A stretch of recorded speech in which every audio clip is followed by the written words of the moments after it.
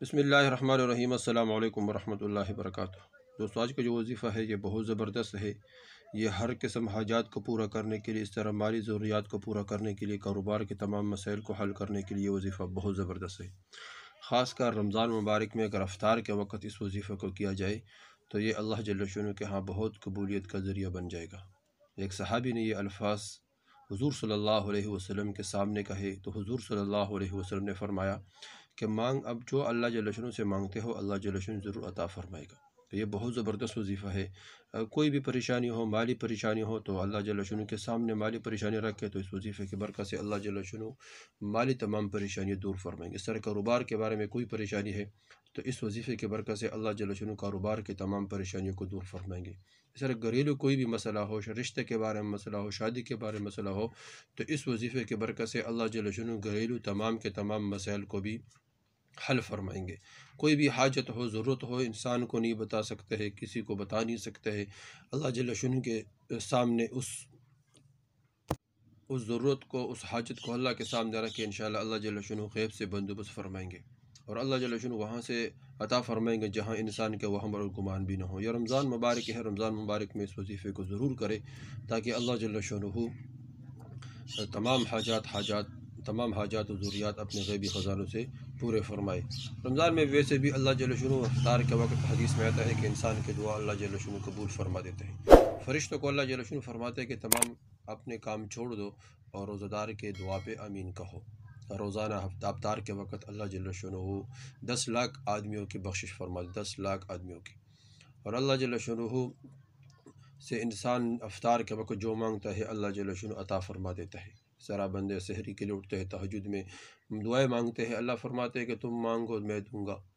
کوئی اللہ جل شانہ خود اعلان فرماتے ہیں کوئی ہے مریض جو میں اس کو صحت دوں، کوئی ہے غریب جو اس کو میں مال دوں، کوئی پریشان، کوئی تنگ دست، کوئی پریشانی کی حالت میں جو مجھ سے دعا مانگے میں اس کو دوں گا۔ اللہ جل شانہ انسان کے تمام دعاؤں کو قبول فرما دیتے ہیں اس وقت۔ تو دوستو، وہ کون سا وظیفہ ہے کہ جس کے برکت سے اللہ جل شانہ تمام حاجات کو پورا فرمائیں گے؟ وہ یہ ہے۔ تو ایک صحابی حضور صلی اللہ علیہ وسلم کے سامنے یہ الفاظ عرض کر رہے تھے تو حضور صلی اللہ علیہ وسلم نے فرمایا کہ اب جو مانگتے ہو اللہ جل شانہ دے گا۔ الفاظ یہ ہے: اللہم انی اسألک بأنک انت اللہ لا الہ الا انت الاحد الصمد صمد الذی لم یلد ولم یولد ولم یکن لہ کفوا احد۔ اے اللہ، بے شک میں تجھ سے سوال کر رہا ہوں اس لیے کہ تو ہی اللہ ہے، تیرے سوا کوئی معبود نہیں، تو ایسا اکیلا بے نیاز ہے، تیرا کوئی باپ نہیں، نہ کوئی اولاد ہے، نہ ہی کوئی تیرا ہم مثل ہے۔ تو صحابی یہ الفاظ، یہ دعا حضور صلی اللہ علیہ وسلم کے سامنے پڑھ رہے تھے تو حضور صلی اللہ علیہ وسلم نے فرمایا کہ اب مانگو، جو مانگتے ہو اللہ جل شانہ ضرور عطا فرمائے گا۔ جو ضرورت ہو، جو حاجت ہو اللہ کے سامنے رکھو، اللہ پورے فرمائیں گے۔